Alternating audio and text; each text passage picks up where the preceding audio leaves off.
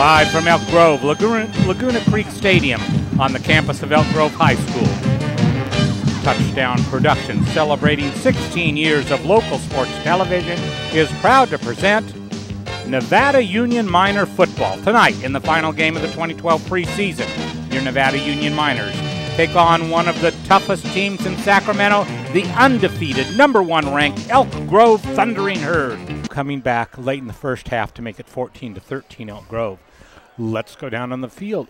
Hi guys, I'm here at halftime at the Elk Grove Nevada Union football game with Walter Ford, sports writer from the Union. What did you see in the first half that you thought was really a positive for the Miners? Well, for the Miners, the big stop down when Elk Grove was pushing to score their second score, they got the fumble recovery, and then with their backs against the wall on a 3rd and 1 on their own 1-yard line, they were able to drive the length of the field and score to answer back, and then subsequently take the lead, and we've got ourselves a tight game here. Fantastic. You know, the one stat that jumped out at me was Nevada Union only had 12 offensive yards in the first quarter, and then they tallied almost 200 yards in the second quarter on the offensive end. What did you see the difference between maybe intensity or was it different play calling? What did you see? Well, the early turnover by Kyle Cota is going to hurt that time of possession and that yardage in the first quarter. But what you saw is the Miners' resiliency, not to wither when they get down, and then they fought back, and their offense has had a nice mix of pass and run, and several backs getting the ball. That sounds good. Okay, so we're going to take a walk around the foothills here. What do we have? We have the Foothill League.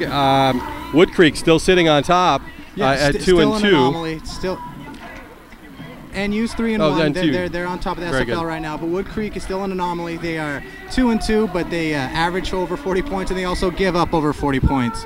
So that's an interesting thing. So we have coming up. With who's our first league game? Do you know offhand who Nevada Union plays? Rockland. It is Rockland.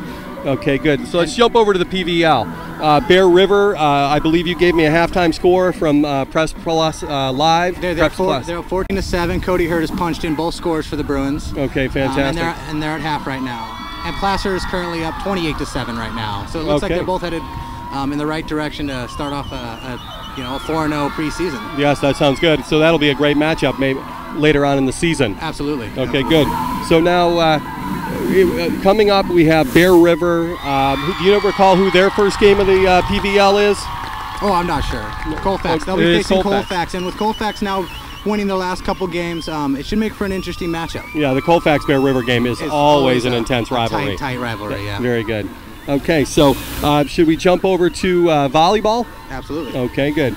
So we have the Sierra Foothill League volleyball. Have you seen anybody recently play?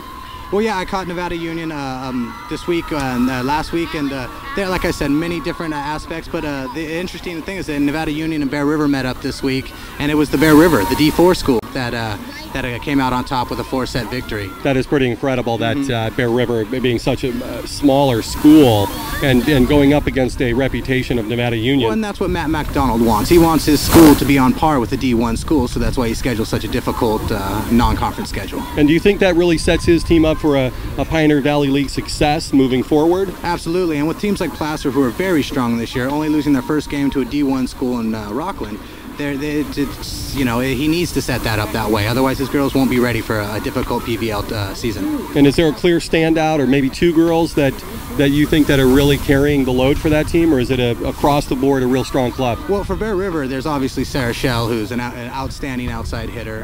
Kaya Johnson's been setting that table for 3 years now, and Kirsten Pereira has really emerged as a girl that they can count on to rack up 10, 12 kills per game. So she's also playing outside? Absolutely. So okay, good. So we have over to the PVL in volleyball. We touched on Bear River a little bit, and they certainly have a overall record of not something that's super impressive at 7-6, but again, you mentioned their schedule being extremely difficult. Absolutely, and it's all going to pay off, or we're going to find out if it's going to pay off next week next week when they come into their first PVL matchup with Center. So they have Center. Center's not a tough, difficult team this year, but you know, that's league play, and that's always it's a tougher fight each time. Yes, exactly. So ultimately, we're looking at Placer, Bear River, traditional PVL, you know, battling at the top always.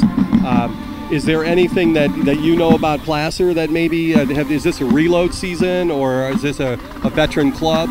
From what I understand, it's a veteran club with a lot of good outside hitters. Okay, so it should be a lot of Sarah Shell against... a lot of big hits, big thunderous kills coming out. So ultimately, that would be a great outing for, say, a local fan of volleyball.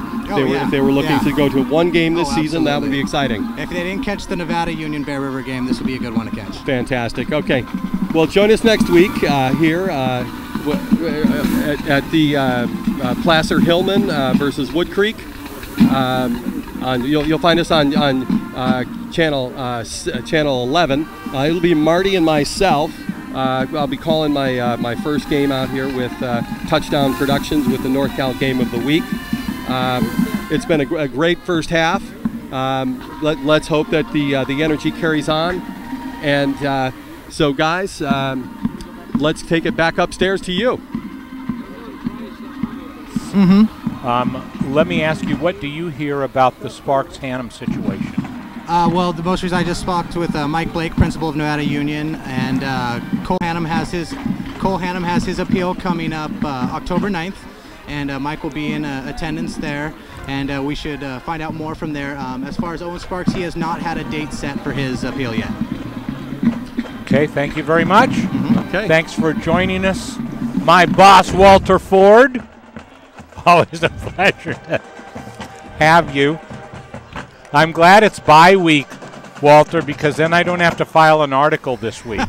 You can go to Bear River and do that article you've been thinking of. Okay, good. The Miners lose big tonight, 43-19.